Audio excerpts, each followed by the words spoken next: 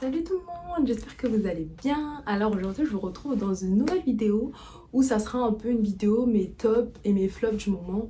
Il y aura également une troisième catégorie, ça sera un peu les plantes où je sais pas trop. Elles poussent mais en même temps elles me frustrent pour des raisons que je vous expliquerai au moment où je vous les présenterai. Voilà, donc on va commencer sans plus tarder. On va aller des flops jusqu'au top. Premier flop, ce cactus là, donc c'est un cactus queue de singe. Lui, son problème, c'est qu'en fait, trois quarts des feuilles qu'il m'a fait, elles ont toutes séché. Donc, c'est-à-dire qu'elles sèchent comme ça par la racine, et après elles finissent par tomber. Là, je pense qu'il va faire exactement ça comme les autres fois. Sauf que ça, il me l'a fait pour genre au moins 5 tiges. Quel en fait, il m'en reste plus beaucoup. Donc, honnêtement, je sais pas quoi faire. Et je suis trop dégoûtée parce que je l'aime trop. Il perd toutes ses feuilles et il en fait pas de nouvelles. Voilà. Ensuite, second flop, c'est cet anthurium là. C'est un anthurium no ID. Alors lui normalement il a une texture un peu gaufrée. En fait il est velours mais gaufré. Et son sinus il est totalement fermé, donc ça ressemble un peu à un Forgetti. Le problème c'est qu'en fait depuis que je l'ai eu, il s'est jamais vraiment plu chez moi. Dès le départ il a perdu énormément de feuilles. Et en fait après il faisait une feuille et quand il allait en préparer une prochaine, la feuille a commencé à jaunir et elle tombait. Ce qui fait qu'à chaque fois, il avait vraiment qu'une seule feuille. Et moi, ça m'embêtait, donc j'ai essayé de le cultiver dans plein d'endroits. Que ce soit en box totalement fermé, il aimait pas trop parce qu'il pourrissait ses feuilles. J'ai essayé hors vitrine, il aimait pas. Après, j'ai essayé en vitrine, donc où l'humidité elle est un peu plus élevée qu'à l'extérieur, mais plus basse que dans une box fermée avec 100% d'humidité. Ça lui a pas plu non plus. Du coup, honnêtement, je sais pas quoi faire avec lui. Je sais pas. Donc, on en est à ce stade. Ensuite, ça sera normalement que des Hoya. Donc, on a tout d'abord ce Hoya là. Donc, ça s'appelle un Weimania Borneo. Je suis pas trop sûre du nom. Ça ressemble à ça. Lui, quand je l'ai acheté, il avait 2 tiges. Il y en a une qui est morte et celle-là, je pense qu'elle va pas tarder. Parce que déjà, on voit là, au niveau de la feuille, que ça me fait un truc bizarre comme ça. Et même là, au niveau du nœud, je suis pas sûre que ça puisse repartir. Et ça fait des mois et des mois qu'il est comme ça. Donc bon, j'ai pas trop d'espoir pour celui-là. Mais voilà, donc il fait partie de mes flops. Autre flop du moment, c'est cet Hoya ondulata. Alors moi, j'adore les Hoya ondulata. Enfin, en tout cas, j'aime beaucoup les Hoya qui ont un look un peu rustique, préhistorique, avec des bords très ondulés, qui font... un peu sale, je sais pas comment l'expliquer. Ça va être tout ce qui est Clémentirium, donc ondulata, éléphante, comment il s'appelle l'autre? Je pense que vous voyez de quel type d'Hoya je parle. J'aime beaucoup leur look, sauf que le ondulata, je trouve qu'il est extrêmement compliqué, surtout au niveau du rempotage. En fait, il allait très bien, il a énormément poussé, sauf que à un moment, il était vraiment trop serré dans son pot. Je sais que les Hoya, ils aiment bien être serrés dans son pot, mais là, c'était vraiment too much. Il y avait genre limite plus, enfin, c'était même pas limite, il y avait plus de racines que de terreau. Et ça apportait aucun tourment. Donc, j'ai décidé de rempoter et passer dans un pot plus gros. Et après ça, il a perdu toutes ses feuilles. Il a laissé juste une feuille avec un nœud, donc c'était cette feuille-là, qui après est repartie. Sauf qu'elle m'a fait 3 feuilles en un an. Le temps il est trop long pour faire si peu de feuilles. Et en fait depuis je sais pas trop, il m'a fait cette tige là qui a tenté de faire des feuilles là et ici, mais ça a séché. Je sais pas trop, honnêtement je sais pas ce qu'il a. Je sais qu'il est pas mort, mais en même temps il est pas totalement vivant et ça fait des mois et des mois qu'il est comme ça. Là j'ai un petit espoir parce que je me dis le printemps ça arrive, il y a les autres qui ont commencé un petit peu à se réveiller, peut-être que ça va avoir un effet sur lui. Enfin, la différence avec les autres, c'est qu'ils me faisaient des feuilles, mais ils en faisaient moins. Je sais entre guillemets que c'est à cause de l'hiver qu'ils ont réduit leur croissance. Alors que lui, je sais pas ce qu'il a. Parce que du coup, juste après le rempotage, ben, il est reparti. Après, d'un coup, il s'est stoppé. Et voilà. Donc, c'est pour ça qu'il fait partie de ma catégorie des flops. Maintenant, on va un peu passer aux plantes où on a un petit peu en questionnement. C'est pas vraiment des tops, mais c'est pas vraiment des flops. Parce que du coup, ils continuent de pousser, mais du coup, leur mode de croissance me plaît pas forcément. Du coup, on a tout d'abord cet Hoya Caudata Sumatra. J'adore. Même type de feuillage que le Clémentirium, le ondulata, l'éléphante, etc. Donc, on a un côté rustique. Sauf que, regardez à quoi ressemblent ces nouvelles feuilles. Il m'en a fait plein, mais aucun rapport. Enfin, ça ressemble pas du tout à un ondulata. On est sur une texture très lisse, limite parfaite. On n'a pas ce côté rustique, ce côté ondulé. Du coup, bah, en fait, ça me satisfait pas totalement parce qu'il a bien poussé, mais les feuilles qu'il a, elles ont pas du tout le look que j'aime chez les undulata. Et ça m'embête un peu parce que je sais pas ça vient d'où, je me dis c'est peut-être ma manière de cultiver, etc. Mais je sais pas. Faut que je fasse plus de recherches pour essayer de comprendre où est-ce que ça vient. Mais honnêtement, bah, du coup c'est dans ma catégorie plante, je sais pas, parce que il grandit, mais il grandit pas comme je veux. Voilà. Du coup on continue avec ce philodendron Florida Beauty. J'adore sa forme, puisque voilà, on est sur cette forme-là. Et j'aime beaucoup aussi les variegations qui sont des variegations jaunes. L'ennui avec lui, c'est qu'il me fait que des plantes toutes jaunes, que des feuilles toutes jaunes. Toutes les feuilles jaunes, elles finissent par tomber. Ce qui est logique, donc c'est un peu embêtant parce que du coup là, j'essaie de vous montrer.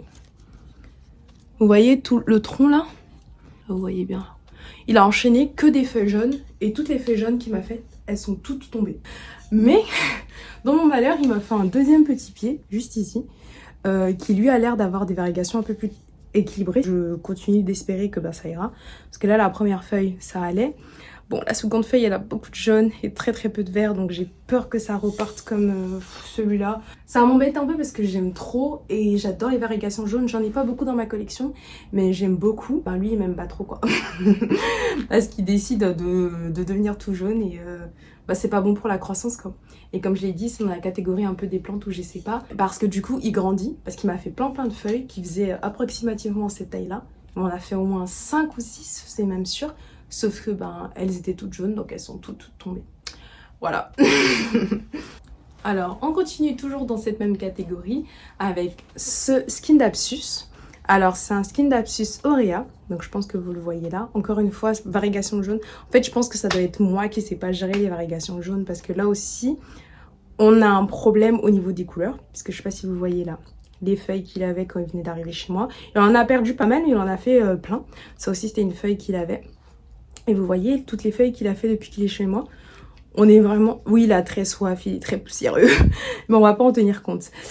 Toutes les feuilles qu'il a fait depuis qu'il est chez moi, on est vraiment sur des variégations vert sur vert. Et on n'est plus du tout sur le type de variégation que moi je recherchais, c'est-à-dire des variégations jaunes comme ça. Et en fait, ça m'embête un peu parce qu'il a fait vraiment beaucoup de feuilles depuis qu'il est arrivé chez moi. Mais toutes les feuilles qu'il a faites, ben... elles n'ont pas la couleur que j'espérais qu'elles aient. D'un côté, je me dis, c'est peut-être lié à l'hiver parce que du coup toutes les feuilles qui ont cette couleur là un peu green on green, c'est des feuilles qui se sont développées en hiver, mais en même temps je me dis bah en fait c'est un pothos et les pothos, ok l'hiver ça peut jouer sur la qualité des variégations, mais là on n'est pas sur une qualité mais on est sur une différence totalement de couleur. On dirait vraiment deux plantes différentes, on dirait pas que c'est la même plante. Voilà.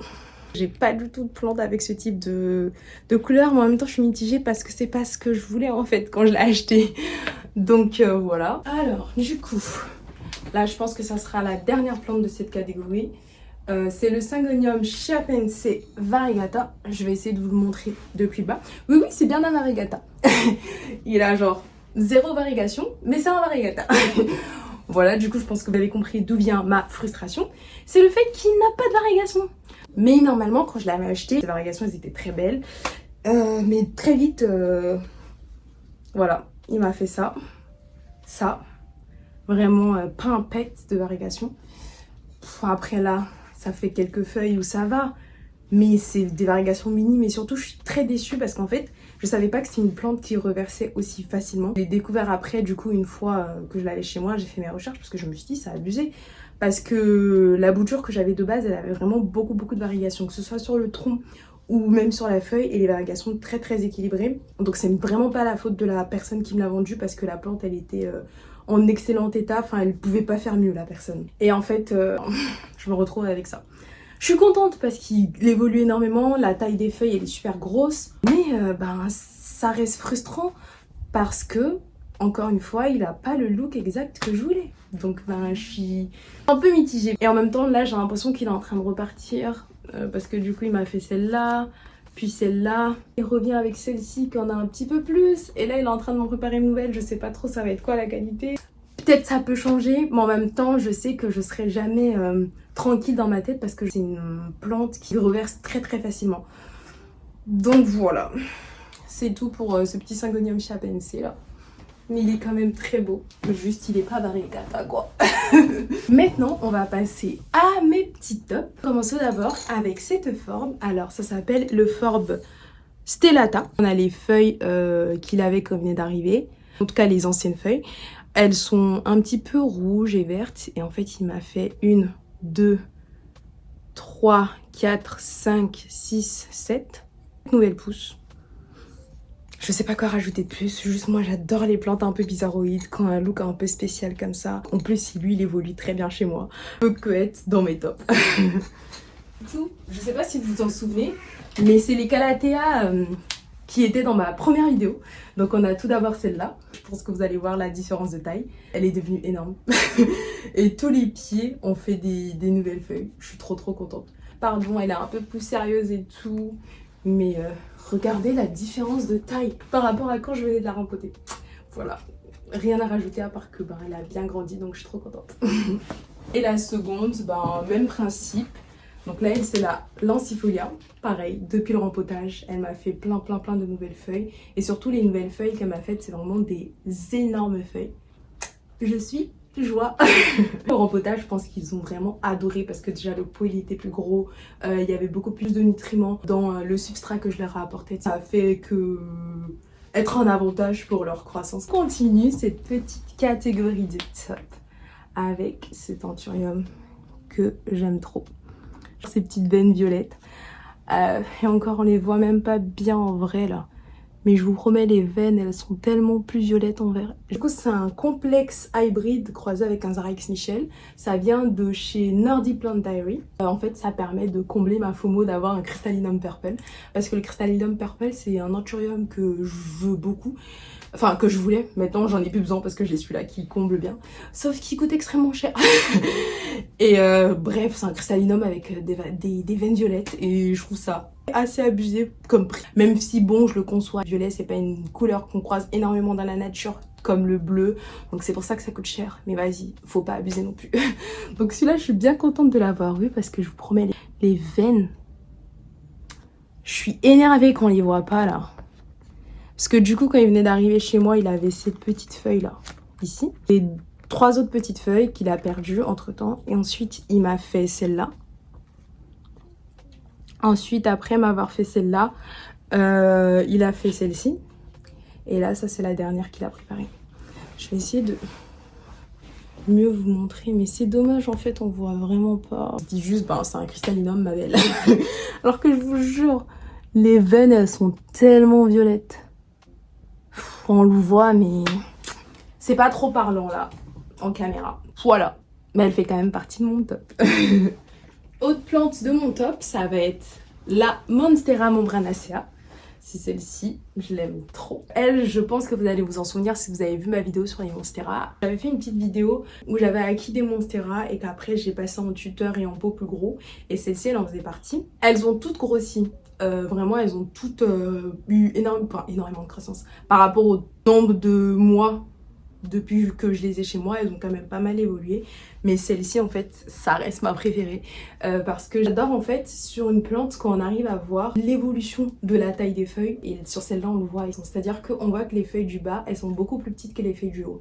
Et j'aime beaucoup cette esthétique-là.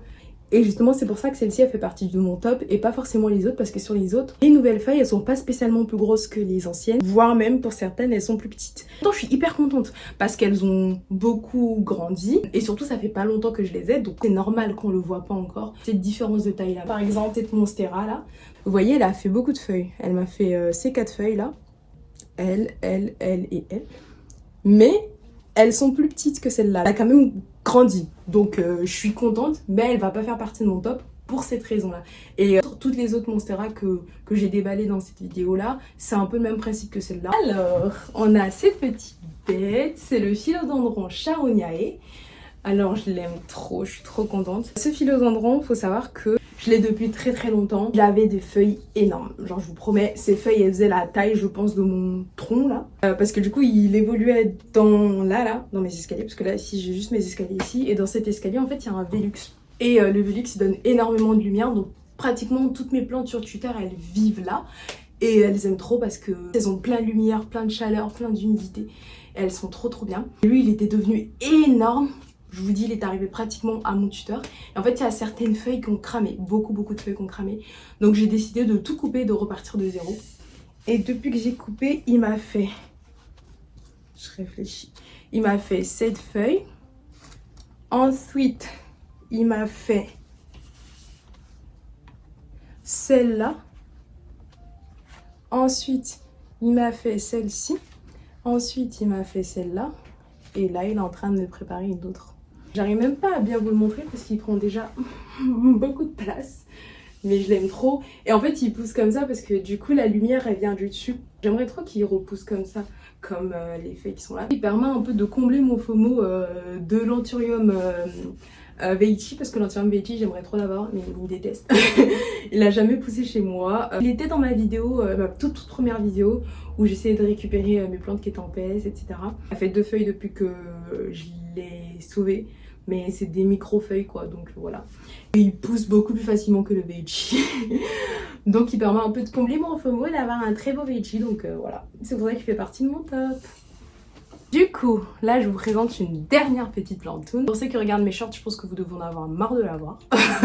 Et moi je l'aime trop, donc vous allez continuer à la revoir. Alors c'est mon Anthurium extipulatum. Je pense que c'est mon Anthurium préféré. Je l'aime trop. Alors il faut savoir que c'est un Anthurium que j'ai tué 3 fois. Et là cette fois c'est la bonne, donc je suis trop heureuse. Alors je l'ai eu chez Equagenera. J'avais déjà tenté plein de fois dans mon premier appart. Mais à chaque fois ça marchait pas. Entre temps en fait il était pas du tout en stock sur leur site internet parce qu'il n'est pas souvent en stock l'extipulatum.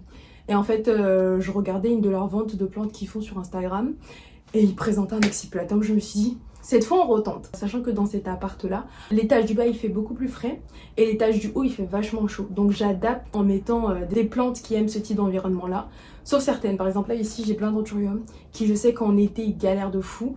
Mais ils sont habitués. Ça va être le 2e été qui passe ici. L'été dernier ils ont galéré un peu, mais là je pense que ça va le faire. Mais lui par contre il vient en bas, il peut pas survivre ici parce qu'il fait trop chaud en été et on n'a pas de clim. Quand je l'ai eu il avait cette feuille là. Ensuite il m'a fait celle-ci. Et comme si ça suffisait pas il m'a fait celle-là. Et là j'ai l'impression qu'il est encore en train d'en préparer une nouvelle. Et je crois qu'il adore vraiment cet appart. Il a vraiment une texture gaufrée comme ça. Ça me rappelle beaucoup l'Anthurium rotolantei, le SP Purple, etc. Je l'aime trop. Et surtout, quand il vient de sortir sa nouvelle feuille, elle est brune, orangée. Elle a un côté un peu copper. Et j'aime trop. Je vous jure, j'aime trop. Ma bébé. Là, on voit même pas à quel point elle est belle. Le seul inconvénient de celle-là, c'est que les interneux, ils sont énormes. Comparé aux autres Anthurium, elle pousse vraiment en grimpant. Et elle mériterait un tuteur. Ça serait l'idéal, sauf qu'en fait, elle grandit tellement vite là, elle est tellement heureuse qu'elle atteint pratiquement le haut de l'espace que j'avais gardé pour elle. Donc je sais pas quoi faire. J'hésite à la mettre sur tuteur et à la sortie de vitrine. Mais j'ai peur. Donc voilà. Je vous ai présenté un petit peu tous mes tops et tous mes flops du moment. Et la catégorie aussi un peu mais, on va l'appeler comme ça. En tout cas, j'espère que la vidéo vous aura plu. Puis ben, je vous dis à très vite pour la suite.